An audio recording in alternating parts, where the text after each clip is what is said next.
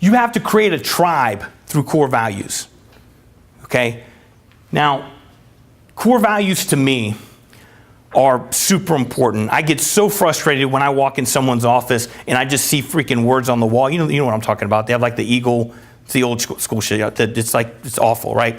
And nobody does anything with them. Right? They say, we've got a great culture, we've got core values, but nobody's living them. Okay? You want freaking culture, you want a growth culture, you've got to live them.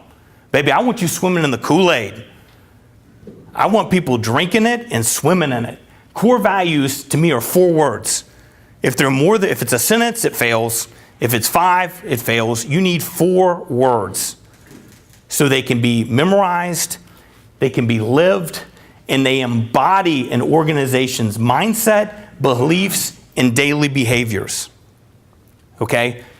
These things have to empower your people. So whatever these words are, one of my old companies, Fearless, was one of my core values. Okay? What does fearless mean? How am I letting my team members be fearless? Right, what does that mean to them? How are you empowering them to be fearless? So in my case, they could go fail. Listen, for us to be the best, to get the clients, I want you guys to be risky. I want you to take chances. I want you to make decisions. I want you to fail forward because we will innovate that way. Well, guess what? Now they feel empowered to go do that, okay? But then just as important, those core values have to be internal but external. What do they mean to the client? Right? Getting back to the guy that sold my truck, I could say one of his core values was customer first, right? That could be a core value. Whatever the customer wants, we're gonna do. Right? That's a benefit for me as the truck buyer. He's telling me, listen, the reason you want to go with Autoplex, Mr. Graham, versus Grapevine Ford is because we do this, and this, and one of our core values is customer first. We're going to bring the truck, we're going to measure the truck, we're going to take it back, we're going to pick it up, we're going to wash it, we're going to do all these things. You see, but he's using a core value as a selling point. So these core values have to be lived. You have to empower your people internally to actually use them, to call you out on them, to call everybody out on them, to live them, and then you have to make the core values translate to the customer. So another one of my clients, this is an example, theirs are integrity, innovation, speed, and strategy. Okay, so what does that mean to the customer? Speed. We live and breathe this core value.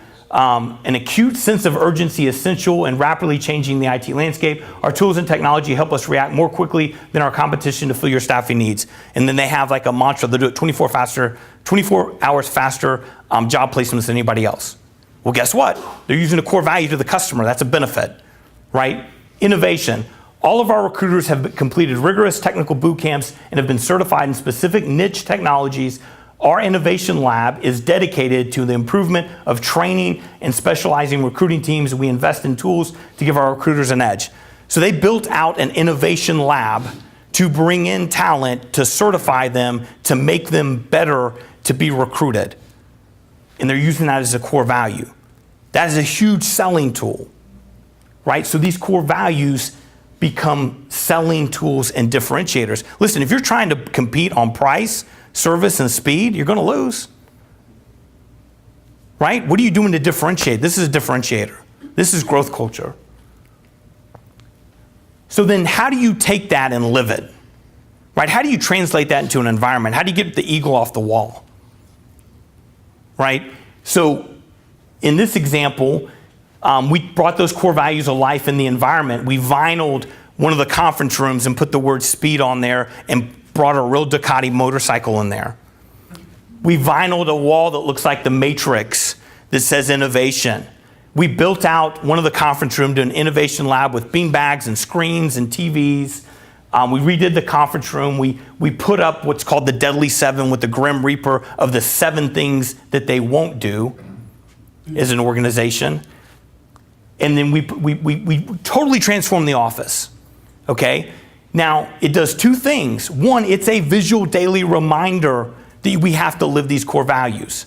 So when I'm bringing someone into my office and recruiting them, My environment tells a story of who we are as an organization and what I expect and what I'm going to empower you to do if you work here. The other thing it does is when I bring a prospect in, it's the same tour, but it's now client facing of how my core values are going to help grow their business. Right? This is powerful stuff if it's done correctly. Make sense? This is just an example of one of my old offices. So I talked about Fearless. So I literally went and bought from the Universal Studios set a 14-foot Incredible Hulk. So when you walked into my Dallas location, you were greeted by Hulk with the big ass sign that said Fearless, and then what Fearless meant to the customer. Okay? I had my core values on walls. We converted a conference room to a basketball court. Strategy was one of my core values, so I had a 9-foot G.I. Joe guy. I vinyled the wall. I had bombs hanging from the ceiling, right? I had octopi hanging from the ceiling, and I talked about how our customer and account people were like octopi, and they got in and they secured every piece of the account. My environment told a story to help sell my product and service and to retain top talent and to ultimately create a growth culture.